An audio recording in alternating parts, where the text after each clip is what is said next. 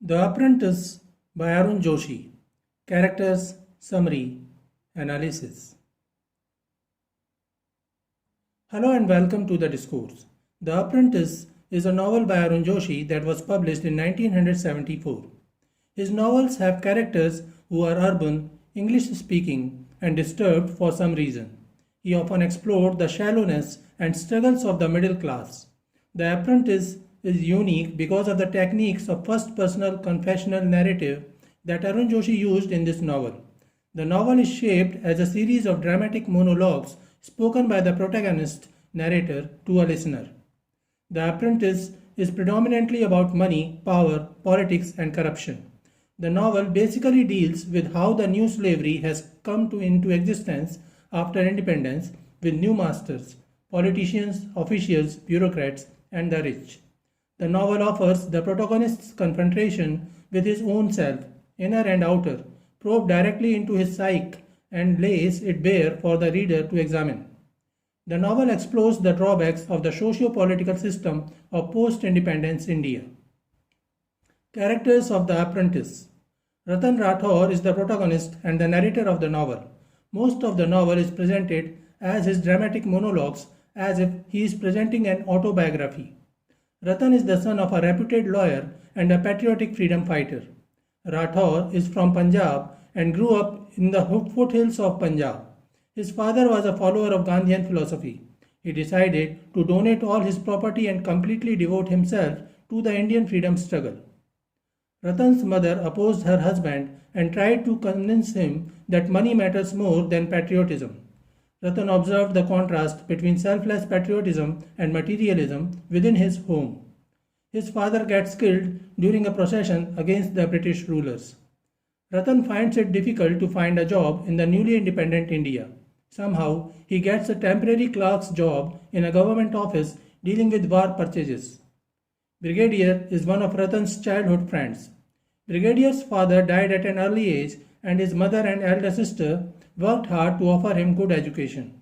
Later on, he becomes a reputed military officer and faces the enemies 5 times in the battleground. Brigadier is an honest and brave army man, while Ratan is the exact opposite. He is a coward.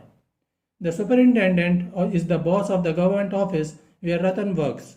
Ratan works hard to please his superintendent.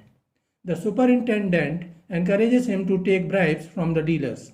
Ratan realizes that a successful career cannot be achieved through diligence and sincerity, but he realized through flattery and cunning.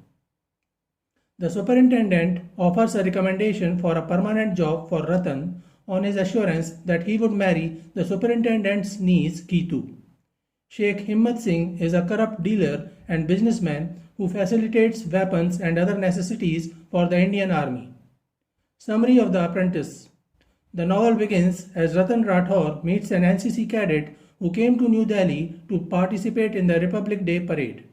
Ratan begins a conversation with him and he comes to know that the student is requesting him to direct him towards grounds to attend rallies. Ratan continues his conversation with the student in a nearby shop. He takes him there for tea because that tea shop seems to be the best of the neighborhood and adds that the proprietor is an excellent man. When the student inquires him about his residence, he explains that he lives in a government colony which are identical flats, yellow by day and colorless at night, with an occasional park, a library without books, a boys' school, a girls' school, a substation, an area neither poor, rich, nor hostile, friendly. Ratan begins telling his story to this young NCC cadet. Ratan is from Punjab. His father was a successful lawyer and a Gandhian follower who took an active part in the Indian struggle for independence.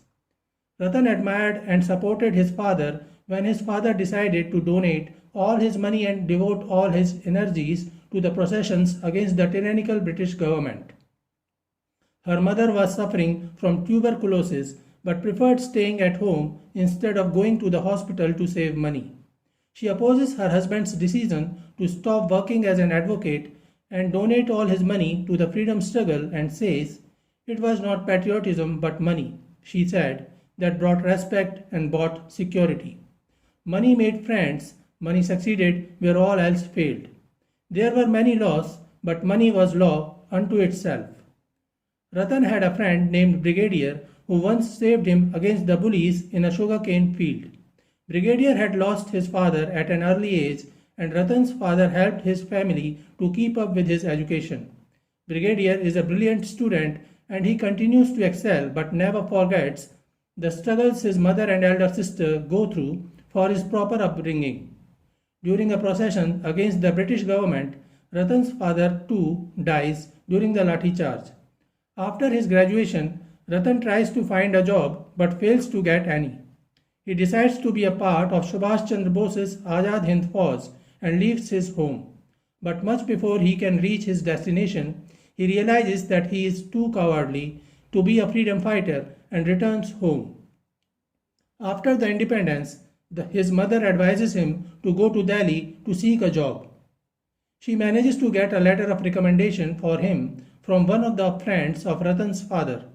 In his search for employment, he realizes that the posts advertised are already filled in some manner.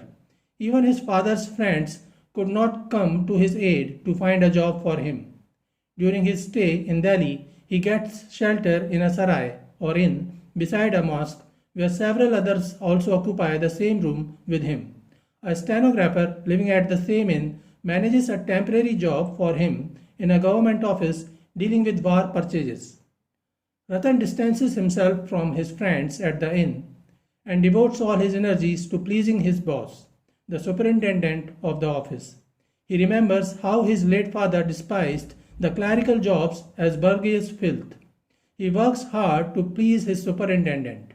In a very short period of time, over 6 months, on the recommendation of the superintendent, he gets confirmation in the service on his assurance that he would marry the superintendent's niece. Henceforth, he never looks back, and on the superintendent's retirement, he gets this most coveted post which brings him every comfort in his life. With the accumulation of riches, Ratan rather gets himself associated with the pleasure of wine and women in Bombay. The superintendent teaches him the tricks of making money, and Ratan begins taking bribes. In the post-independence era, where career and class define any human, in addition to it is the period of an inferno of corruption. Ratan also goes in the pursuit of career. One had to live. At the earlier stage of his career, he hesitates in taking bribes, but with the words of his superintendent, he justifies his deed that there was no point in looking for truth aside from truth of God. Money in the world always changed hands. God was only concerned with what one did with the money. During the Indo-China War, a dealer named Sheikh Himmat Singh approaches him and offers a great deal of money as a bribe for supplying substandard war items during the emergency. The substandard material causes a great deal of loss to the Indian army. An inquiry is staged to find out the causes.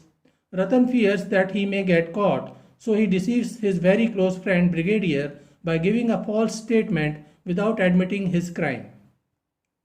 The inquiry committee finally submitted that the Brigadier was responsible for the substandard war material. Ultimately, the Brigadier commits suicide.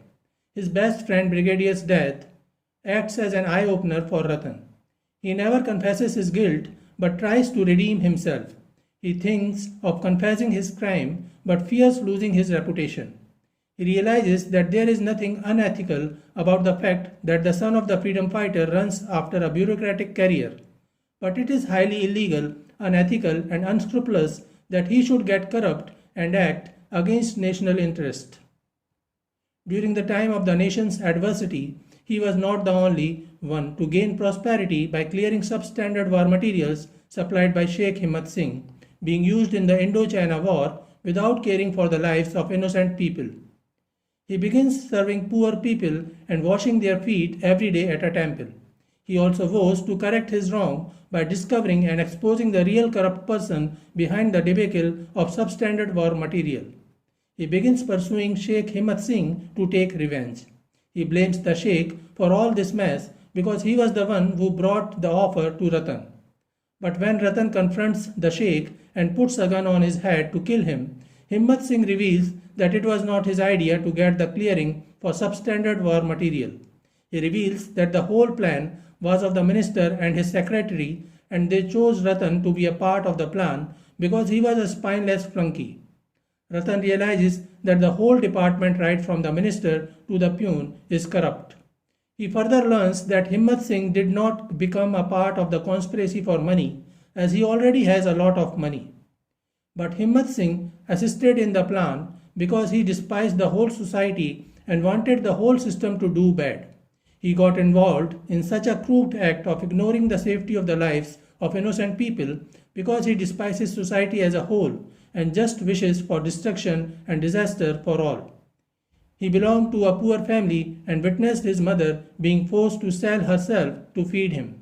His past memories filled such venom in him that he just seeks revenge against society. Ratan learns that Himmat Singh too was the son of a revolutionary and should have become a revolutionary in post-independent India, but he too falls victim to the socio-political setup of New India. Ratan realizes that there was no specific reason for taking the bribe for himself. Neither he needed money nor there was any compulsion. Yet Ratan feels the need to justify himself, and despite knowing everything, he deceives Himmat Singh and holds him responsible for the supply of defective materials. Himmat Singh retorts and says, "You are bogus, Ratan Rathore, from to bottom. Your work, your religion, your friendship, your honor, nothing but a pile of dung." So this is it for today. We will continue to discuss the history of Indian English literature. Please stay connected with the discourse. Thanks and regards.